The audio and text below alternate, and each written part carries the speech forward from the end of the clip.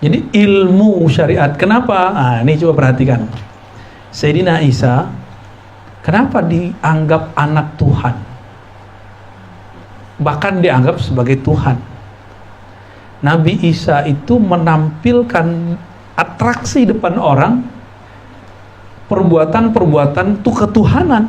Contoh, ada yang mati dia hidupkan. Yang bisa begitu siapa? Allah. Ada orang sakit diusap sama beliau sembuh. Gimana tuh? Tuhan nggak begitu?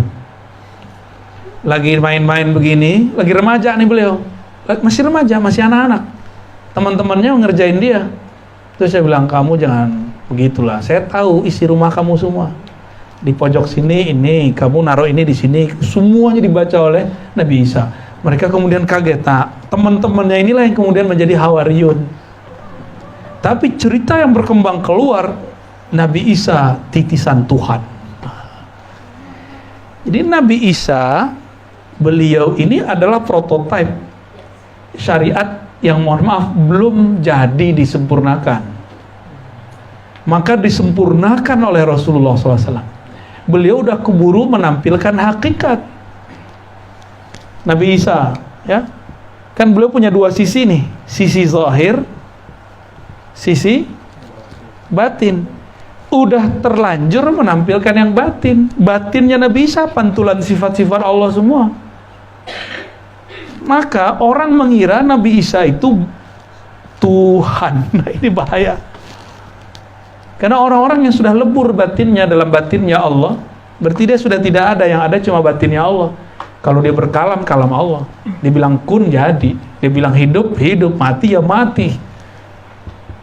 Yang zahirnya, ini namanya ilmu hakikat dan ma'rifat.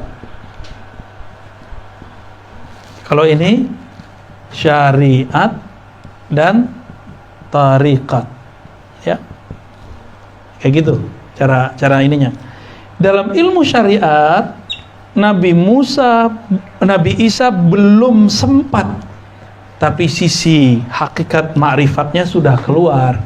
Maka orang mengkultuskan. Masih ingat nggak dulu masa di Jawa Timur ada anak kecil, apa namanya, ponari, batu doang sembuh. Bayangin, ini coba diingat-ingat. Ini orang hidup di zaman modern, sembuh karena batu si ponari. Ponari didatangin orang banyak kan?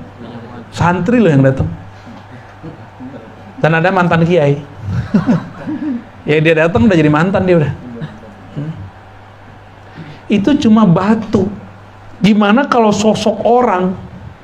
Siapa aja datang sama dia. Datang sama dia, pengen minta sembuh. Nabi Isa nggak hanya menampilkan hakikat penyembuhan, 7 sifat Allah itu ada sama dia. Pantulannya ya, 7 sifat ma'ani. Yang di sifat 20. Ya, kudrat, iradat, sama, basar, kalam, kudrat, iradah, balik-balik nih. Gimana cung? Kudrat, iradat, ilmun, hayat, sama, basar. Itu Sayyidina Isa membuka rahasia itu sedikit, dikira dia Tuhan. Padahal dia bukan Tuhan. Dia cuma pancaran dari sifat-sifat Allah Subhanahu wa ta'ala. Nabi Isa belum sempat ngajarin syariat tarekat. Umurnya waktu itu 33. Umur saya udah lewat ya, udah 35, mau 36 nih tahun ini ya. 33 tahun, kurang dikit sebenarnya. 32 masuk 33. Maka syariat hakikat ini, syariat tarekat ini disempurnakan ulang secara utuh oleh Nabi Muhammad. Sedangkan ilmu batin, ilmu hakikat nanti diserahkan kepada Al-Mahdi. Makanya nanti Nabi Isa keluar membersamai Al-Mahdi lagi. Al-Mahdi itu isi kolbunya ma'rifat, hakikat ma'rifat yang Nabi tahan di ayat ini. Surat Al-Isra ayat 85. Tidaklah kamu diberi ilmunya kecuali sedikit wahai ahli kitab. Ahli kitab di situ Yahudi. Maka sampai hari ini orang Yahudi nyari ilmu tentang ruh. Karena yang tahu cuma Al-Mahdi. Al-Mahdi diuber-uber sekarang nih. Alhamdulillahnya banyak yang ngaku Mahdi, jadi kita bingung. Ya kan? Di Pakistan ada yang ngaku, ya utusannya datang ke saya. Datang ke saya. Nafsu sekali mau mengenalkan Imam Mahdinya. Benar-benar sangat-sangat semangat gitu.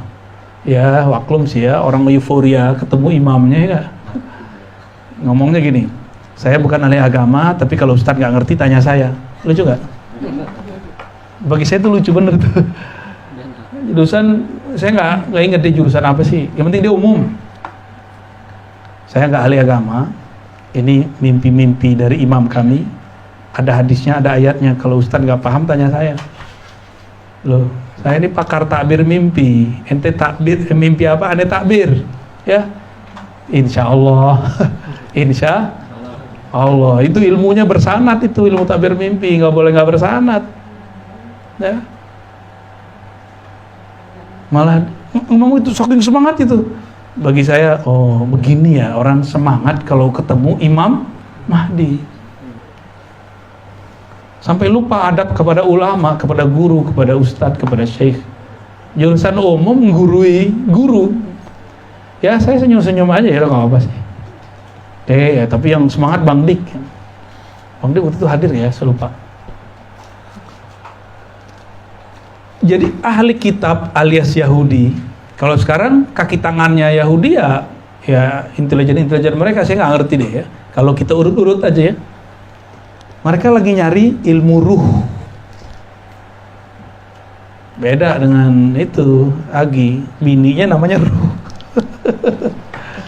Ya. Ini dicari nih, Al-Mahdi ini kan gelar, bukan nama orang Al-Mahdi itu. Kalau nama KTP kan enak, Al-Mahdi cari di Uberasu kan. Ini kan gelar dari Allah, maka ini bukan nama KTP. Nabi menyebut nama dia sesuai dengan namaku. Nama apa? Nama ruhani. Kan isim di situ bukan isim KTP, zaman itu gak ada KTP. Jadi keliru kalau ada bocah-bocah sekarang yang baru hijrah nyari Imam Mahdi berdasarkan KTP-nya. Bukan itu nama langit, bukan nama bumi. Nama bumi bisa diganti pakai sidang. Di langit juga bisa diganti pakai sidang langit. Ada lagi caranya tuh. Ya. Ini nama ruh, bahkan lebih daripada langit belum ada, ruhnya sudah ada. Ya di sini yang ngasih nama badan kita siapa? Kita lahir nih. Siapa yang ngasih nama? Emak atau monyet? Atau Dukcapil? Bapak nggak ngasih. Maka yang memberi hak nama ruh cuma Bapak Rohani. Itulah Rasulullah SAW. Lalu orang-orang yang mendapatkan hak waris dari ilmu beliau. Cuma orang-orang begini kan Allah sembunyikan. Bahkan Allah setting dia kayak nggak meyakinkan gitu. Masa sih ntar kita pakai akal kita nggak percaya, tapi kalau pakai sir pasti terima. Itu yang sulit sebenarnya. Itu yang sulit ya. Ide ilmu ini diuber-uber nih sama kelompok ahlul kitab. Diuber-uber nih. Ya saya kan juga bukan orang yang pakar ruh juga kan. Cuma dapat dikit aja kan yang kolil ini. Yang kolil ini yang kita colek-colek sekarang. Tapi kan kolilnya Allah beda dengan kolil saya. Kolilnya Buya nih. Buya nyebut duit dikit 100 juta ya. Bangun saya 1 juta itu udah banyak Buya. Ya bagi-bagi dong gitu ya. Modal kawin ente ya. Bagi pengusaha, orang yang bikin pik itu 1 T batuk doang kali, kalau 1 T ya, ingus dia tuh 1 T. Itu baru makhluk loh. Makhluk nyebut 1 triliun bagi dia cuma batuk doang, sendawa doang. Sama, itu kan pemilik dunia. Raja-raja langit juga sama. Tubuhnya di bumi, tapi dia raja di langit. Dia menteri di langit. Sedikitnya mereka, itu banyaknya kita. Mereka bilang nih dikit, oh saya mah dikit, sedikit. Itu banyaknya kita. Justru mereka diberikan ilmu oleh Allah karena ngomong sedikit. Karena mereka merasa, ya Allah, aku ilmuku nggak ada apa-apanya. Ilmu ini ilmu Engkau. Jadi ciri-ciri makhluk-makhluk langit yang bertubuh manusia itu, mereka nggak pernah merasa alim. Ya, nggak pernah. Kalau saya kan sering merasa alim. Ya nggak, Cung? Jadi antum jangan percaya sama aneh. Ya, aneh tukang dongeng, Cung. Oke. Nabi Isa karena menzohirkan yang batin, yang zohirnya belum selesai, maka datanglah baginda Nabi Muhammad SAW, rapi syariatnya. Maka seandainya ini Al-Mahdi yang ilmunya adalah sirnya Nabi Isa, jadi rahasia Nabi Isa yang bisa menjelaskan Al-Mahdi. Nabi Isa-nya nggak bisa jelasin. Beliau langsung praktek bisa, tapi jelasin nggak bisa. Yang bisa jelasin Al-Mahdi. Kalau Al-Mahdi ini keluar, kan ini hakikatnya Isa. Orang tidak akan nyembah dia karena syariat sudah utuh. Ini rahasianya. Oleh karena itu, ilmu ruh harus dibalut dengan syariat Nabi Muhammad. Syariat Muhammad. Ya. Jadi kalau kajian ruh bertentangan dengan syariat Nabi Muhammad SAW, orang kalau udah ngaji ruh gini, ente udah wajib sholat. Tahu ya, sholat haji apa ngajiannya? Gaya bener. Tapi antum ngelihat dia nggak sholat secara kasat mata, dia tidak mengingkari sholat, nah itu lain cerita. Yang penting dia nggak ingkar. Tapi kalau dibilang butuh apa sholat, batil, berarti dia wali setan. Kalau wali Allah nggak akan ngomong begitu. Justru kita diuji, kita sholat nih rajin, di depan kita dia nggak sholat, kita diuji. Apakah kita merasa suci dengan sholat 5 waktu di hadapan orang nggak sholat? Tapi kalau ngomong ruh, dia lebih pintar dari kita. Gimana tuh? Hah? Pusing kan antum? Ntar ketemu orang begitu, ada loh ya, 1, 2, 3, 4, 5, 6, 7, 8 ya, banyak, terbanyak di dalam literatur kitab namanya malamatiyah. Malamatiyah itu semakin kita lihat kita kayak pengen ngejek dia gitu. Jadi yang ngejek dia dulu, wah itu berarti normal tuh. Tapi yang pakai sir nggak akan berani ngejek orang itu. Malah dia bertanya-tanya, kok saya merasa lebih suci dengan sholat saya nggak khusyuk itu? Kok saya merasa lebih hebat dengan ilmu saya nggak mumpuni ini? Dengan zikir yang nggak khusyuk, dengan sedekah yang nggak tulus, kok bisa sombong ya? Gitu. Kalau ngeliat ada orang maksiat gimana? Jijik nggak? Berarti gagal sholatnya. Ngeliat orang maksiat nggak boleh jijik. Justru kita mendoakan diri kita dan dia keluar dari maksiat. Kalau orang-orang yang kejebak sok suci, dia bilang, najis loh, paling neraka nih, panitia dia. Berarti dia duluan masuk dong. Apa rahasianya? Ini syariat ini dibalut benar-benar ketat, betul-betul ketat. Jika orang belajar ma'rifat, maka dia akan dapat membedakan hamba dengan Tuhan. Gitu. Walaupun sang hamba ini memancarkan nama-nama Allah secara utuh.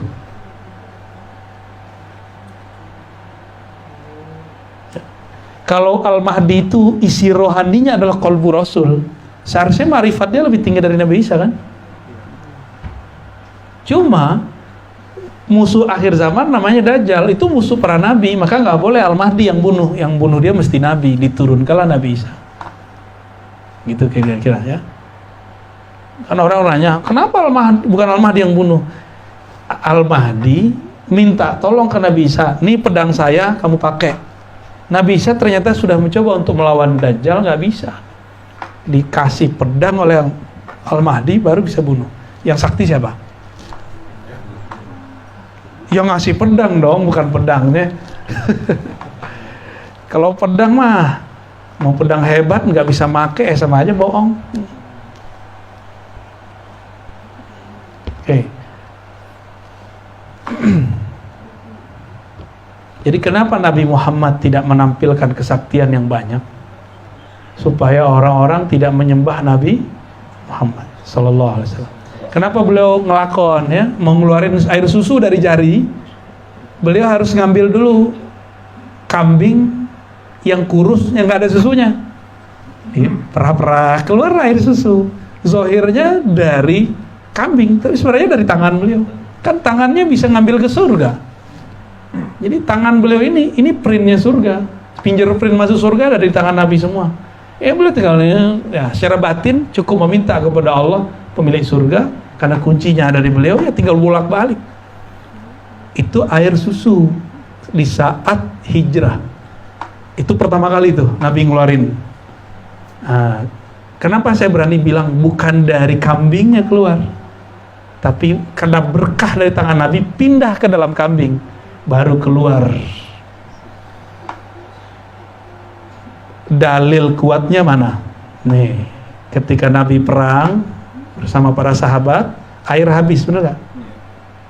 Supaya nggak ketara, Nabi bilang, udah yang 1 gelas 2 gelas kumpulin di bak sini. Lalu beliau begini tangannya, tiba-tiba keluar air di jarinya. Tuh, masih kurang percaya? Itu air mineral yang keluar air mineral dari tangan Nabi. Itu air cukup untuk 700 orang. Mereka masuk semua dan itulah air paling mulia sealam semesta. Air yang keluar langsung dari jari-jari Rasulullah. Ya, beruntunglah sahabat-sahabat yang meminum air itu. Makanya sahabat-sahabat yang ikut perang dengan Nabi saat itu nggak ada satupun yang ahli neraka. Karena dia sudah minum air surga sebelum masuk surga. Wajar dia bersama yang megang kunci.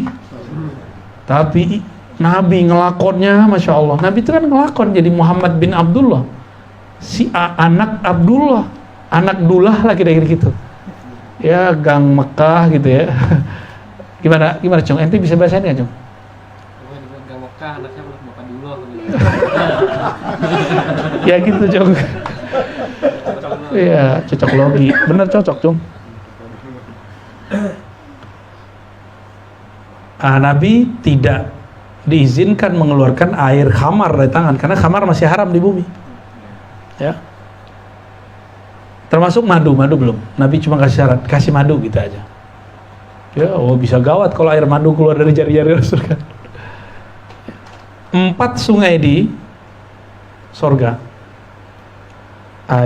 Sungai air mineral, sungai air susu, sungai air madu, sungai air khamar.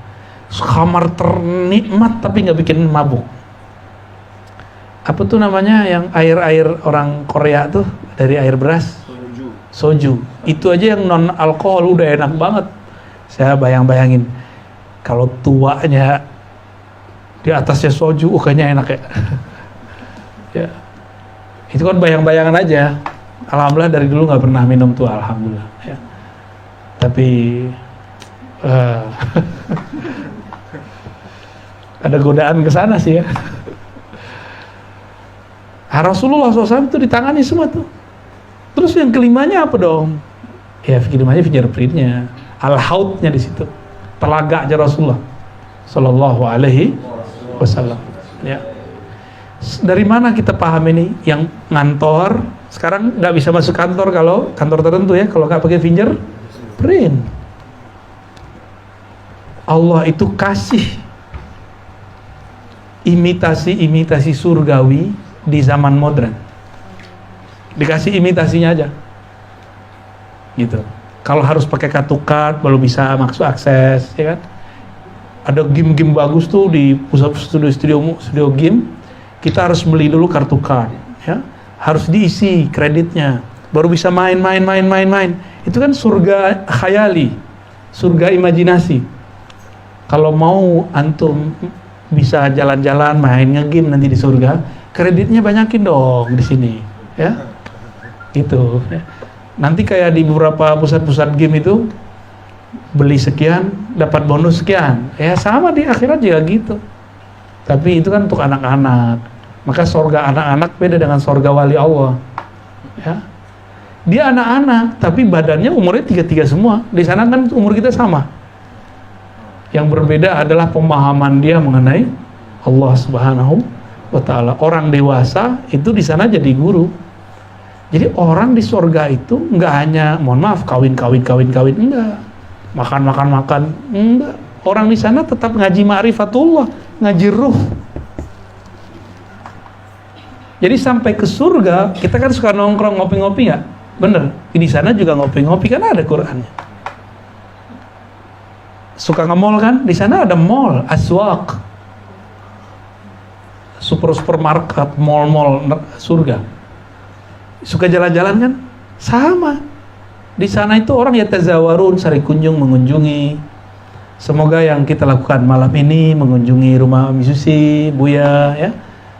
Ini kita ulangi nanti di sana. Amin. Ya. Tapi nanti balik, antum mengunjungin aneh. Ya Sherlock dong. Ya. Ntar sekali datang ke rumah ya Bu ya. Ke gubuk saya kecil sih cuma bahagia. Alhamdulillah ya.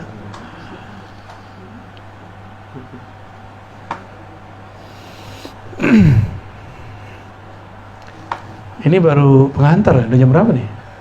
Jam 10. Tapi ini sudah dapat intinya sih. Ya.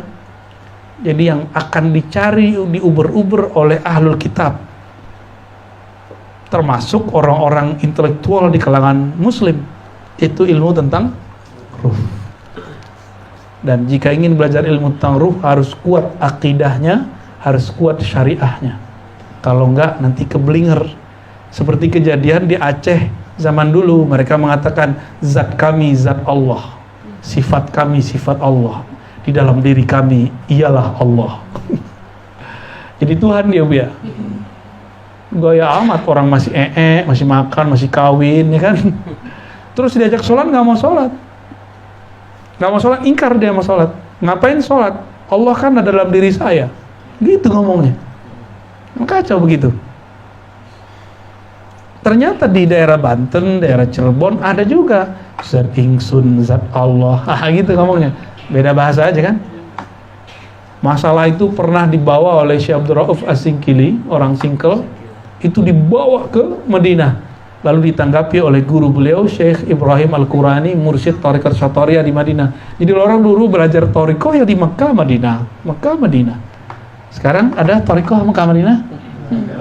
Udah pindah ke Indonesia. Maka saya yakin, hakul yakin kebangkitan Islam akhir zaman salah satunya di negeri ini. Insya Allah ya. Coba tanya nih kiai-kiai ini, Ustaz, teman-teman kita di luar negeri, di Saudi aja, boleh nggak buat pengajian? Nggak boleh. Sembarangan, harus surat izin. Hatta Said Ahmad, anak Abuya Said Muhammad, itu nggak boleh buka pengajian bebas. Nggak boleh sembarangan. Antum yang travel tahu lah ya. Ya, ini kan Ustadz travel ya.